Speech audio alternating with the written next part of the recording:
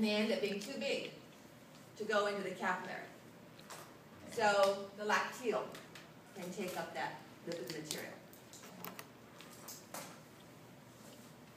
So simple columnar, goblet cells, loose irregular connective tissue. I could just put standard for everything here because it is, and a muscularis mucosa.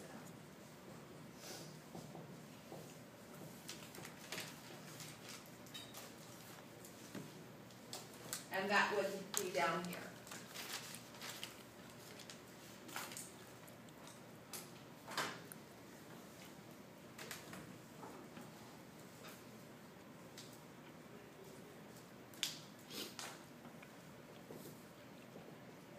Those same cells that I drew on the villus would be down in the intestinal gland. Okay? And we also have enteroendocrine cells in the intestinal gland. Submucosa is standard with the addition of the following specializations. We have in the duodenum submucosal glands, and those are shown here. So here would be our intestinal villi. Here would be our intestinal glands, and you can see at this low power, you could think those would be gastric pits, okay? But we don't have submucosal glands in the stomach. We find them in the duodenum to protect the duodenal cells from the hydrochloric acid low pH of the chyme coming into the duodenum. So we see these mucus-secreting glands at the beginning, just before we get to the stomach, to protect from the splashing in the lower esophagus, and as we leave the stomach, to protect the small intestine. So we'll write that up here, duodenum. We add submucosal glands.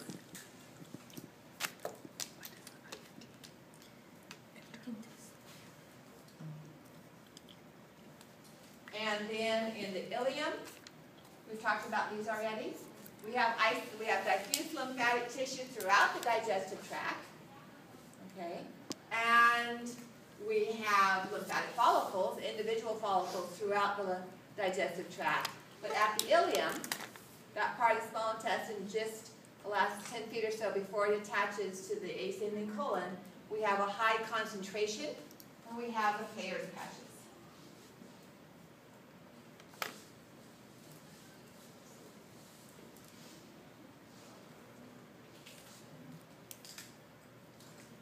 That would be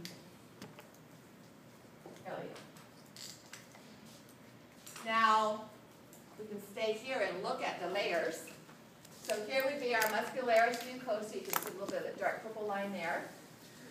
This would be mucosa with our villi, lamina propria, intestinal glands. This is all submucosa. And then we're starting the muscularis externa. Standard.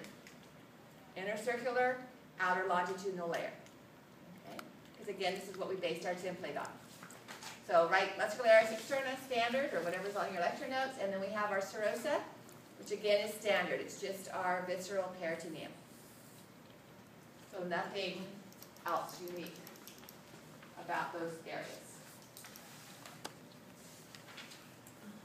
So is nothing special, Professor, about the jejunum then? No. Nothing unique or different about it. Okay.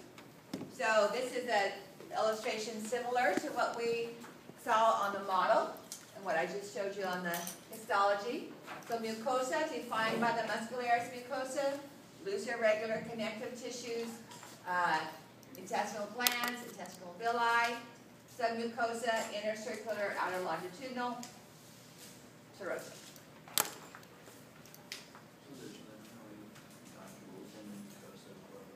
There could be a really small one. The bigger one. All right, so here's a view of the villi on a scanning electron microscopy. And I'm going to finish up by talking about how we increase the surface area. It's showing inner circular, outer longitudinal, the muscle fibers, with folds. Because of the importance and secretion of enzymes and absorption, we have 3 layers of folding that functions to increase surface area. So if you were to fly, get up in a plane and fly 1 mile by 1 mile by 1 mile and kind of fly around a square mile, and that was flat surface, rice paddies or whatever, that would be much less surface area than if you were to fly 1 mile by 1 mile by 1 mile, and there were 3 large hills underneath you. If you were to drive over that in a car, you'd be covering a lot more distance. So the more folds we have with these structures, the increased amount of surface area there is. So if we look at this image of the duodenum, you can see that there are these circular folds, the bunching up if you were to wear a sweater or t-shirt, long sleeve t-shirt and bunch it up. That's due to the contraction of the longitudinal muscles. That's actually visible with the naked eye. If I take one of those bunches right there, with that fold, and increase it in size, right here, this is a fold of submucosa. Coming off of that, we have the villi, and that's a fold of mucosa, and covering the surface of that villus, we have cells that have microvilli. Okay, so those are the 3 orders. So here's a fold of submucosa. Coming off of that, we have microvilli.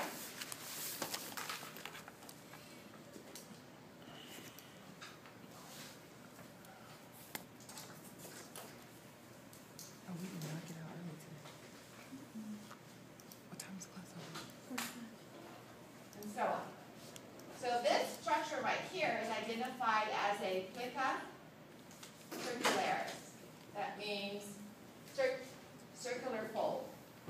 So if you had something you were mailing and you didn't want the postmaster to fold it, or bend it, you could say, please do not plicate. You wouldn't have any idea what you were talking about. I was gonna say. But it would mean the same thing. Probably look at you how weird. What? And this is a fold of submucosa.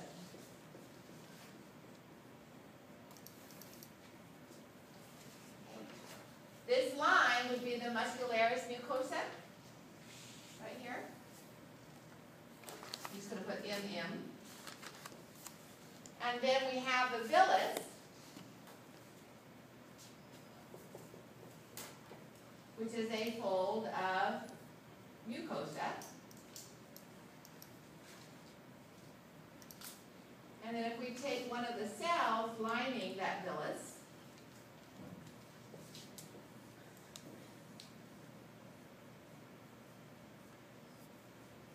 we have microvilli, a microvillus, and that is a fold, obviously, of plasma membrane.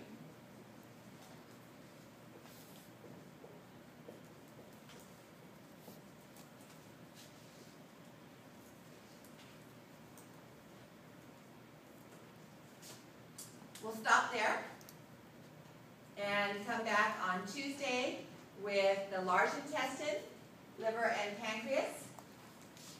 I might start a little bit just introducing you to some of the major concepts of digestion, but I want to give you a lot of time for lab because that's our major opportunity to look at all of these lab structures, and we will have finished the anatomical discussion by then.